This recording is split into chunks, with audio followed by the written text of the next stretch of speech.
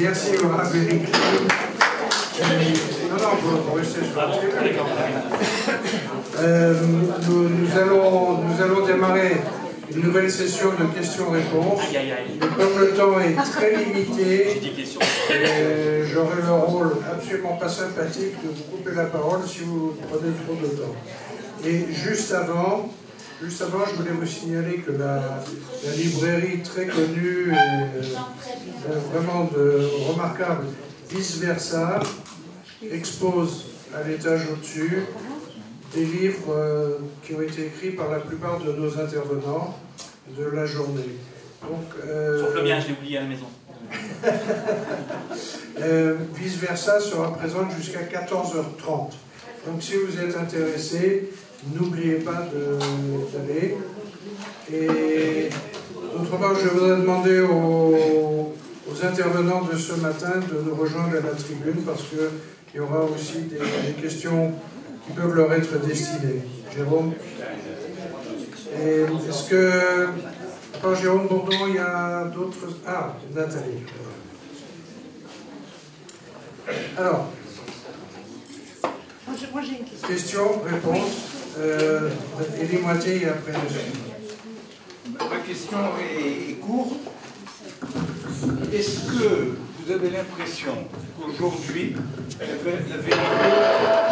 Est-ce que vous avez l'impression aujourd'hui que la vérité est beaucoup plus bafouée qu'elle ne l'était dans les derniers siècles? Parce que quand je vois les gens mentir d'une façon impunément, avec une force terrible, comment se fait-il que ça se passe maintenant? La prière aussi, non.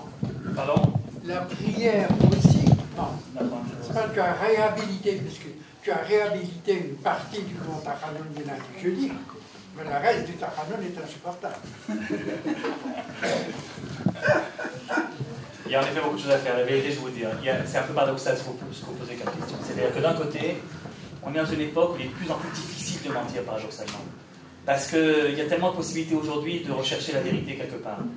C'est-à-dire, je ne sais pas, hier, il y a un type qui a fait une bêtise, aujourd'hui c'est dans le journal, tout le monde le voit, tout le monde le sait, etc. Les moyens qu'on a aujourd'hui pour mettre à jour ce qu'on aurait bien voulu dissimuler sont tellement... Alors, le problème, c'est qu'on est un petit peu en décalage. On n'a pas encore réellement intégré ce que le monde moderne veut en fait nous dire, c'est-à-dire il serait temps d'être honnête avec soi-même, parce que sinon ça va se retourner contre nous. Mais je crois qu'au fur et à mesure on l'apprend, et on l'apprend de la manière la plus douloureuse pour certains d'entre nous, mais on l'apprend de plus en plus. C'est vrai qu'on a une volonté de dissimuler, c'est vrai aussi qu'on est un petit peu plus... maintenant je parle du monde religieux, puisque je ne sais pas si ça fait aussi allusion ou pas, mais enfin, je l'ai dit au début de mon exposé, on est un petit peu... comment dire, on est un petit peu froid? Frileux, voilà, c'est ça, c'est le mot. On est un petit peu frileux. Et le monde religieux est un petit peu frileux. Peut-être qu'il a des excuses, peut-être qu'il avait des excuses en tout cas à l'époque des grandes réformes qui ont finalement mis tout à l'envers et qui a provoqué une grande panique vis-à-vis du monde religieux qui ne pouvait plus, avec les moyens qu'il avait, garder les jeunes autour de lui, à sa présence, etc. Et donc, il a créé ce monde religieux, il a créé autour de lui cette frilosité qui était sans doute nécessaire pour protéger ce qu'il y avait à protéger, peut-être. Mais il serait temps qu'on se réchauffe un peu. Merci. Comment suivre la fuite de Jonas? N'oubliez pas que nous avons la chance d'avoir 3 intervenants. Bon, moi oui. Je voudrais bien vous poser une question. Je voudrais bien vous poser une question entre est-ce qu'il y a un parallélisme, est-ce que c'est antagoniste entre le blasphème et la shonara? Alors, le lachon hara, c'est 2 choses différentes. Le lachon hara, ça veut dire que la liberté d'expression a des limites qu'il ne faut pas franchir. On ne doit pas dire sans que c'est un intérêt quelconque. On ne doit pas dire du mal de quelqu'un pour l'enfoncer, pour qu'il soit considéré comme... etc. C'est valable pour les hommes comme c'est valable pour Dieu. Et c'est le blasphème interdit dans la Torah vis-à-vis de Dieu, c'est celui-là. Et c'est ce que j'ai essayé de dire tout à l'heure rapidement. Moi, je parlais d'autre chose. Je parlais de cette frilosité qui nous empêche d'atteindre l'authenticité de ce qu'on ressent. Et c'est là-dessus qu'il faut lutter, ça n'a rien à voir avec le Lachon Hara. De dire mais enfin, si tu laisses faire ça, c'est que tu n'es pas puissant, tu n'es pas redoutable, c'est pas dire le Lachon Hara sur Dieu, c'est d'exprimer ce qu'on ressent réellement au plus profond de notre âme. Et c'est ce que la tefila nous engage à faire finalement. Elle ne nous engage pas à réciter un texte qui n'a rien à voir avec nous-mêmes. Elle se veut être l'expression de notre plus profond ressenti. Si ce n'est pas le cas, il y a un problème en effet, comme disait Jaco, il y a un problème avec la tefila. Peut-être c'est la tefila qu'il faut réformer. Ou en tout cas, si la tefila c'est compliqué à réformer. Alors au moins réformons-nous nous, c'est-à-dire essayons d'être le plus proche possible de ce qu'on ressent réellement. Mais ça n'a rien à voir avec le Lachon Hara. La même chose dans les relations humaines. Dire du mal de quelqu'un pour se sentir supérieur, pour mieux pouvoir le diminuer, c'est ça qui est interdit. Dire une critique de quelqu'un qui peut ensuite, qui soit une critique positive, productive, qui puisse ensuite améliorer les choses, que ce soit par lui-même, que ce soit par la société qui l'entoure, non seulement c'est permis, mais c'est même obligatoire. Donc il y a des confusions qui se font entre le Lachon Hara, qui est en effet quelque chose de très grave et d'interdit, et la liberté d'expression, qui lorsqu'elle est bien utilisée, alors c'est vraiment parler je suppose que vous avez parlé de Charlie Hebdo avant que j'arrive, parce que Charlie Hebdo, son problème c'est ça, c'est pas de pouvoir dire tout ce qu'il a envie de dire, c'est de le dire de manière souvent à rabaisser quelqu'un d'autre. Et ça, c'est complètement interdit d'un point de vue juif. Tu as le droit de dire tout ce que tu veux, mais ne rabaisse pas. Ne rabaisse pas. Prends les moyens de le dire, prends la manière de le dire, et que ça soit toujours fait dans le but de rapprocher la vérité, et non pas de rabaisser autrui. C'est ça la différence.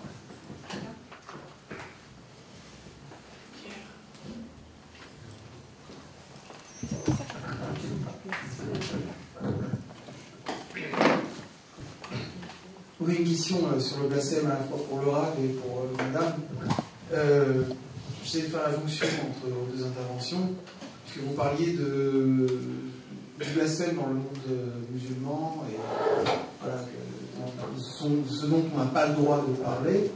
Et j'imagine que vous entendiez que dans notre monde européen, on aurait le droit de parler de tout ça. Moi, je me pose la question, je me dis qu'aujourd'hui, le vrai blasphème sur la religion, il est quasiment inexistant, on peut dire ce qu'on veut, mais on a de nouvelles valeurs qui empêchent une liberté d'expression totale. Par exemple, aujourd'hui, au nom de l'interdiction du racisme, d'accord ? Et alors, je ne vais pas donner de détails, il y a toute une série de choses qu'on n'a pas le droit de dire, même si on estime que ça montre la vérité. Donc, ma question est la suivante.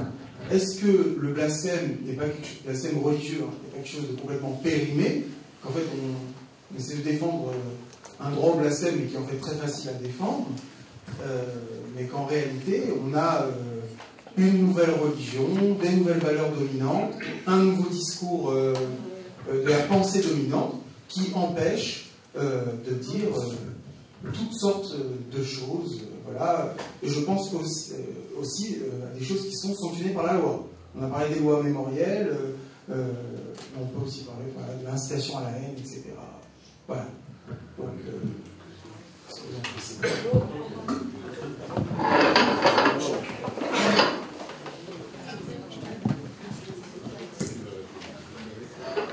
alors, c'est vrai, ça me rappelle ce que tu m'as dit tout à l'heure, je n'entends pas, mais on n'entend pas.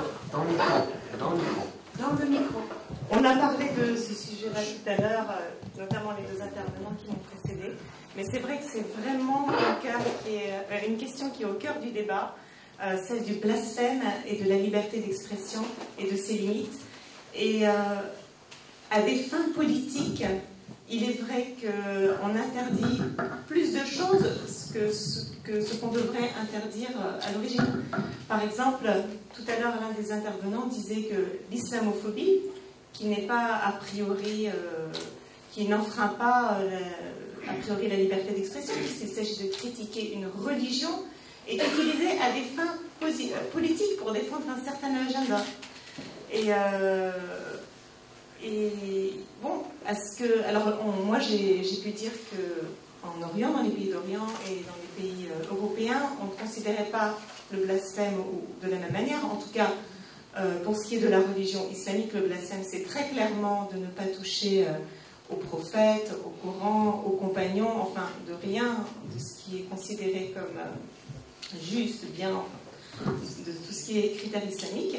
Et en France, qui est un pays républicain laïque, parce que ma comparaison elle se situe là, il ne faut pas empiéter sur la liberté de l'autre, il ne faut pas appeler à la violence, notre liberté ça reste comment celle de l'autre, et donc il ne faut pas être antisémite, c'est interdit, et depuis peu, il ne faut pas non plus critiquer certaines religions. On a un tel élargissement de la définition de racisme que, comme le disait Sigmund Epstein, ça ne concerne plus uniquement les personnes, mais également les religions. Bon, c'est bien, dans une certaine mesure, il ne faut pas attaquer les communautés, mais critiquer les idées, a priori, ça devrait être permis. Or, il y a cette confusion qui est mise en place qui fait que, effectivement, même critiquer une religion, ça devient un problème, alors qu'on ne s'attaque pas à des personnes, pas à des peuples.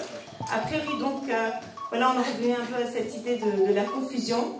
Là, c'est juste pour la comparaison entre le modèle républicain français et le blasphème dans l'islam, mais je pense que Elie va nous en dire plus pour le judaïsme. Non, ça va très bien. Non, j'ai dit ce que je pensais. Est-ce que Jérôme Bourdon veut intervenir? Brièvement, parce que c'est une question énorme. Vous avez dit deux choses. En fait, d'une part, il y a aujourd'hui une culture du blasphème qui est beaucoup plus facile. On peut blasphémer. Et je pense que c'est beaucoup plus compliqué que ça. Qu'il y a un retour du sens du blasphème, qu'il y a eu...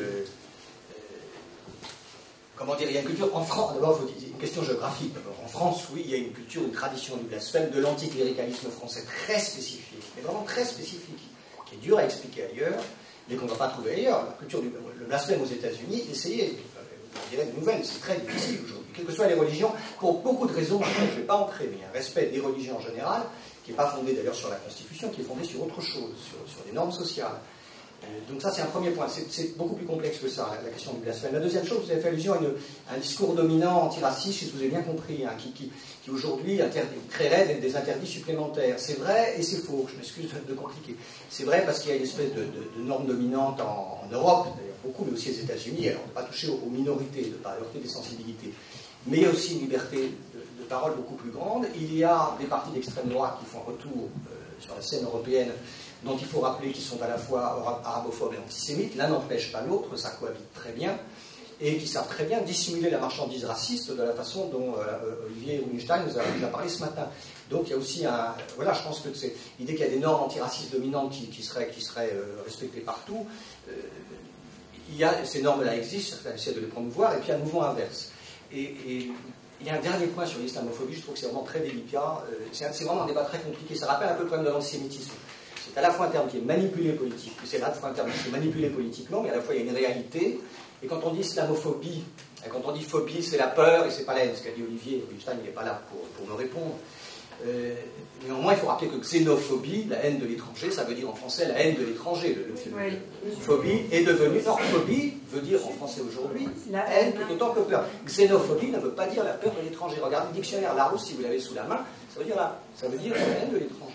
Donc c'est plus compliqué que ça, et on a, voilà, c'est un débat qui mériterait qu'on en parle plus longuement. Je pense qu'il y a à la fois une manipulation politique de l'islamophobie, mais il y a aussi des gens qui utilisent une description systématiquement négative de l'islam dans sa totalité pour manifester une hostilité globale à une population. Ça ne tombe peut-être pas sous le coup de la loi, ça me paraît dans un esprit de coexistence, puisqu'il est question de coexistence ici, ça peut être en Europe parfaitement problématique, sans entrer dans le débat sur les caricatures de Charlie. J'essaie de dire quelque chose de très compliqué en très peu de temps, donc j'espère que je suis arrivé.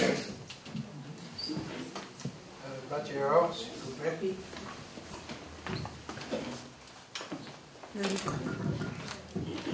Merci. Voici ma question s'adresse au professeur Bourdon et à Madame Salzman. Voilà. Mais d'abord, je voudrais remercier le rabbin Kling, parce que c'était votre explication était absolument extraordinaire. Je voulais vous remercier. Mais voilà, le professeur Bourdon a parlé de la justice. La justice, le principe de justice, quand on doit, en ce qui concerne le racisme, en ce qui concerne la critique des minorités, etc. Alors je voulais vous demander si la justice ne dépendait pas des lois. Et vous nous avez parlé de certaines lois en Occident qui interdisent le racisme, la critique, le blasphème, enfin pas le blasphème parce qu'il n'y a pas cette notion en Occident, surtout dans les sociétés post-européennes, mais en principe, les interdictions concernant le racisme, l'incitation à la haine, concernent les lois, le système juridique. Et Madame Salzman, vous nous avez parlé de tout à fait un autre système, le système de la charia, qui implique tout à fait une autre vision de la justice et des lois. Et nous voyons, malgré ce que vous nous avez dit, je regrette, nous voyons qu'il y a là une opposition, du moins à mon avis, entre les lois occidentales et les lois de la charia concernant le blasphème ou les critiques racistes vis-à-vis d'autres populations. C'est ainsi que, par exemple, le négationnisme en Occident peut être considéré, peut être puni par la loi, mais le négationnisme en islam ne l'est pas.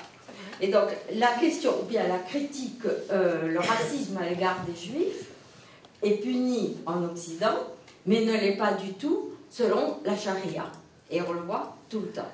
Donc, ma question, et c'est long, ça implique une longue réponse. Comment pensez-vous Comment pensez-vous concilier ces deux systèmes contraires, antagonistes de juridiction, de loi, qui interdisent, soit autorisent les mêmes choses?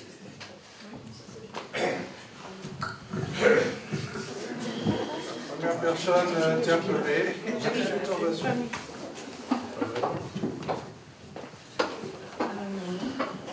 Je voudrais juste préciser une chose par rapport tout à l'heure à ce qu'a dit Jérôme Bourdon avant de répondre au sujet de l'islamophobie. C'est vrai, c'est très juste, je pense, de dire que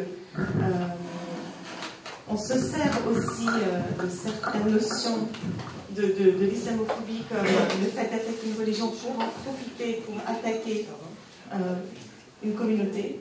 C'est vraiment exact. Cela dit, je pense que les courants extrémistes existent au sein de l'islam même et ils font partie de l'islam. C'est-à-dire que ce ne sont pas des radicaux extérieurs à l'islam qui sont venus se greffer sur l'islam. Il y a vraiment dans l'islam même un élément extrémiste, ce qui n'occulte pas le fait qu'il y a aussi un élément soufi, des personnes, des réformistes. Voilà, mais il y a quand même un élément très dur dans l'islam même. Et ça me ramène à votre question sur la charia. Alors, moi, je considère qu'il n'est absolument pas question de concilier les deux, parce que la charia, au niveau de l'intégrité de la personne, je pense qu'il n'y a pas grand-chose qu'on puisse en faire, en tout cas dans un modèle républicain, et nulle part, parce que les valeurs universelles des droits de l'homme sont les valeurs universelles des droits de l'homme pour tous. Et on n'a pas à se dire, nous, on a droit à certaines choses, et que les autres, puisqu'ils ont une autre culture, une autre religion, n'ont pas droit à la même intégrité. Tout le monde a droit à la même intégrité. Il se trouve que la charia empiète très sérieusement sur l'intégrité des personnes, et notamment des femmes. Donc il n'est pas question de concilier, il faut la combattre. Et les musulmans dans les pays de la région, il y a plusieurs États qui sont absolument contre l'application de la charia. Ce sont des groupes extrémistes qui la revendiquent avec le plus de force, et certainement pas les États musulmans qui sont les premiers à la contrer. Alors quand on voit que dans certains États européens, comme en Allemagne récemment, il y a une histoire où, au nom d'une autre culture, d'une autre compréhension de la justice, alors on peut accorder des circonstances atténuantes à un meurtrier. Eh bien non, je pense qu'il faut respecter les valeurs universelles des droits de l'homme, et si nous avons un ensemble de lois qui les respectent, eh bien tant mieux, et nous devons faire valoir nos lois.